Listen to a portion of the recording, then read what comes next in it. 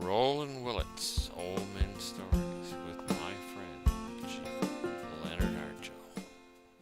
Probably the construction design of the house. It's a mansion, but it's a home.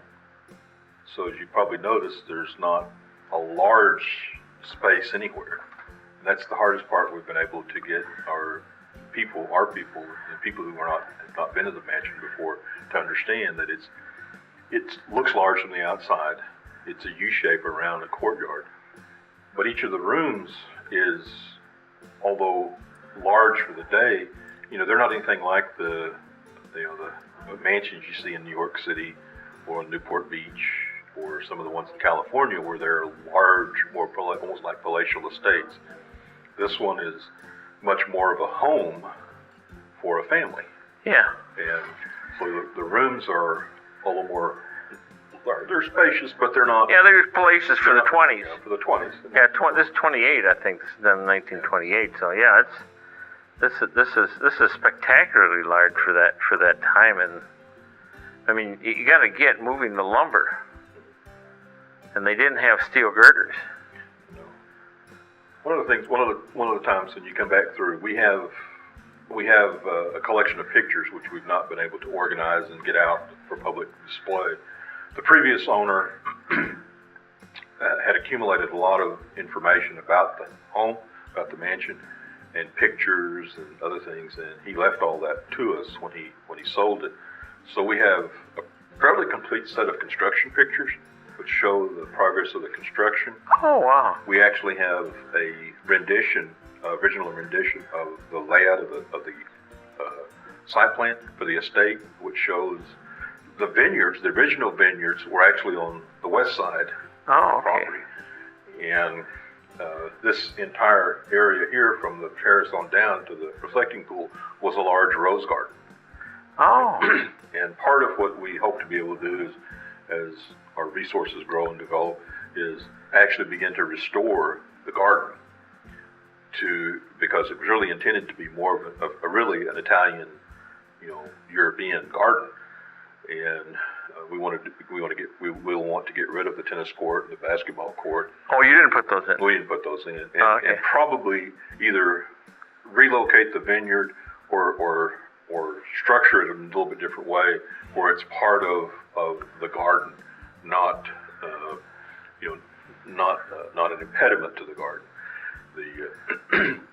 So we can kind of restore the look and feel of the estate as it was right in the 20s. Yeah, and this was they got the land because this is Seminole land then, and they got the land because the wife of, what was his name? Gristle. I kept thinking Garcia, but it was Gristle. Dr. Gristle, and he had a Seminole wife, and then she didn't even get a chance to move in. She died. No, she passed away before. That's sad. They built this facility. So, our people went back and forth at the council about the acquisition of the property. And one of the things that I think we needed to let people understand is that although it really wasn't necessarily built by Seminoles and it's not specific to our culture as we know it, it is the mansion is part of a significant period in our history, the history of Seminole people, meaning the 1920s and 30s was an oil boom period in Seminole County. Right.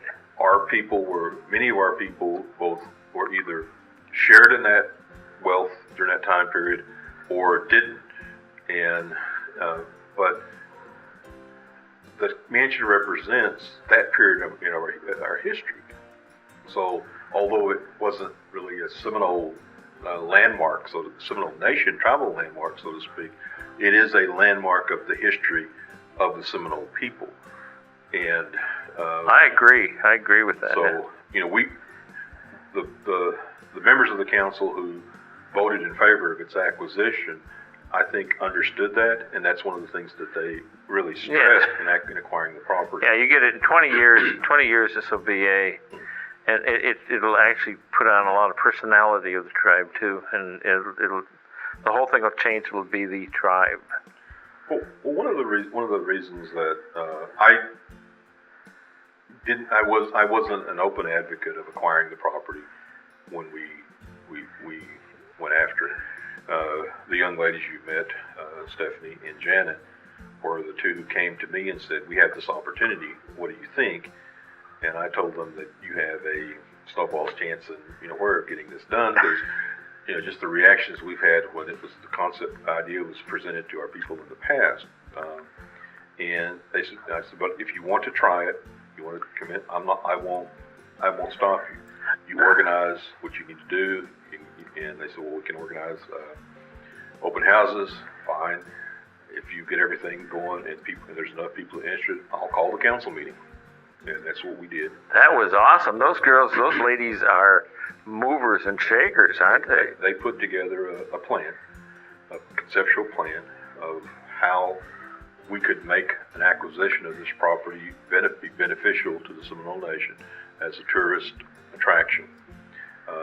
And we're able to present that to the council, convince the majority of the council that this was a good acquisition, and we proceeded with it.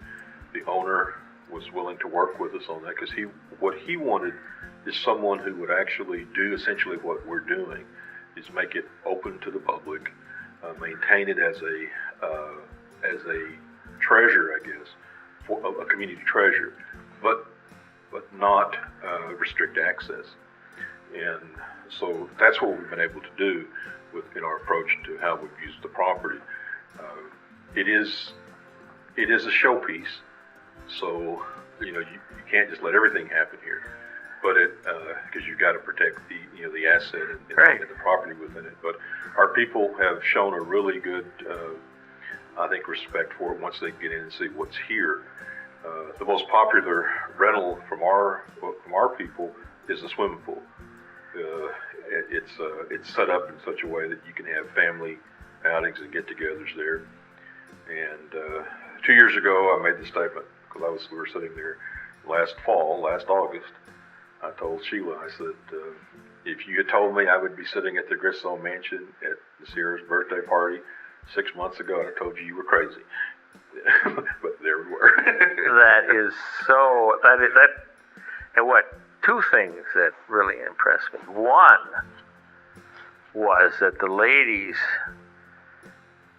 powerfully presented stuff. The other was the way you handle allowing that space, and it takes a certain finesse to allow handling that space for you to be back and still sort of watch it go through and not influence either side. That was just great. Well, as you know, because you've been a chief executive and you've worked, you can't. If people have good ideas, you have to allow them the opportunity to pursue that idea. And if you don't, your company doesn't grow. People don't get invested in what you do, what we're trying to do. And as people, great leaders always tell you, you surround yourself with people who are willing to take risks and are not afraid to take risks, and they'll be the ones who build the value of whatever you're trying to accomplish. And we still don't have enough of those people in the Seminole Nation, but I'm hoping that people saw what has happened here, and in something they would like to see happen for our benefit, we'll take the same risk path, and that we can enable them to succeed in something they want to have happen for our people. And that's the idea behind what I'm trying to do. Yeah. This is your second. You were just elected for the second term. How long are the terms? 4 years. Wow. We're probably about, I guess now, just over 2 months into the second term. So. Well, I see everything on Facebook, and I saw you're up for elections. I could feel this. I could feel it. But somewhere along there was a calmness that sort of happened. Like, we're okay with how we're doing it. I felt the little thing from Sheila, and then it just sort of disappeared in the context of her pursuing, backing her man. You two work as a good team. Over right here on Grissom Manor, they had the quilting.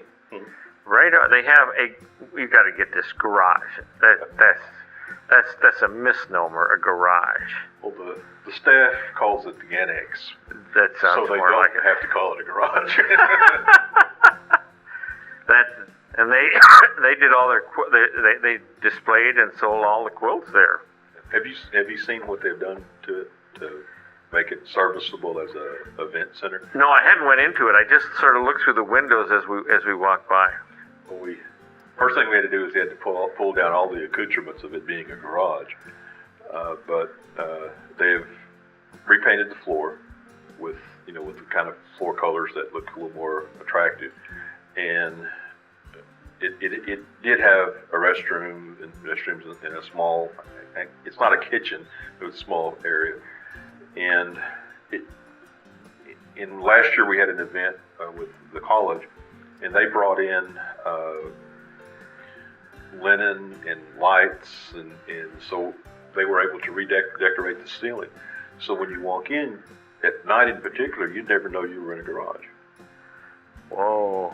And they have a party tonight, don't they? They have a party tonight, and they're getting ready for that this evening. And we have seating capacity there for 120.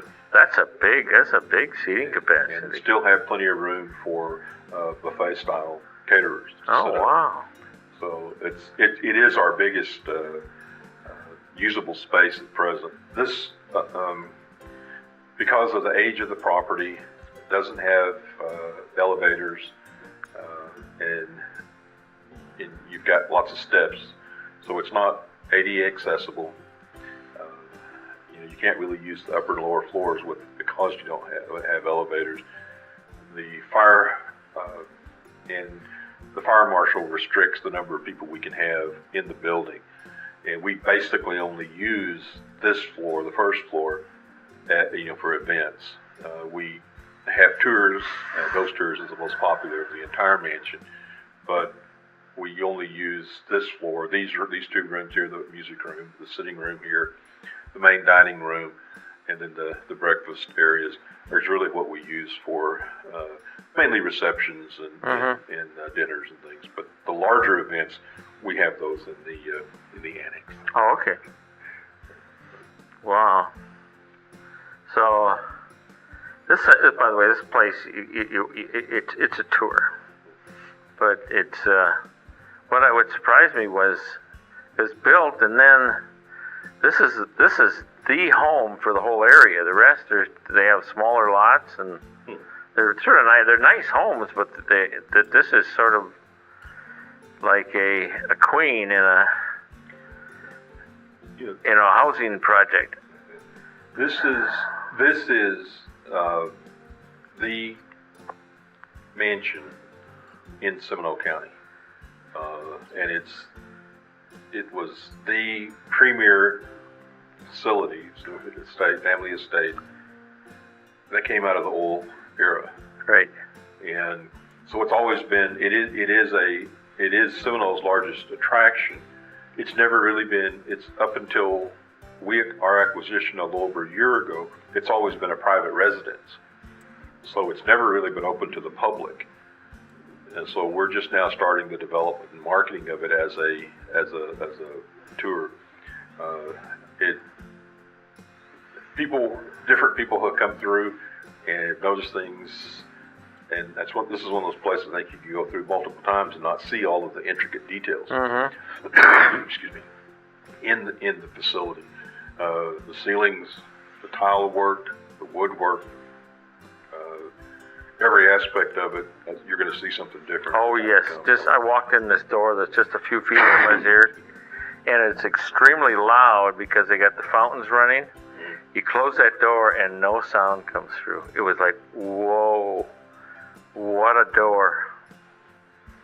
And you can feel, whenever you move one of these doors, you can feel the solid wood. It was a premier house in its day, state of the art, but it is now 100 and some odd years old. But I think you can see a lot of the different things that are. It was built with solid oak, and the oak will last many hundreds of years. They got some good oak around here. So, anyway, I think that Leonard has gave me a wonderful present.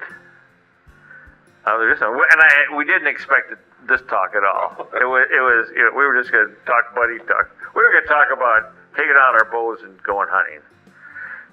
But we'll talk about taking out our bows and going hunting another time. And now you say, Leonard Harjo, Old Men Stories.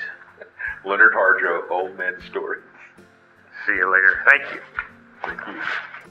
Old Men Stories, one more day.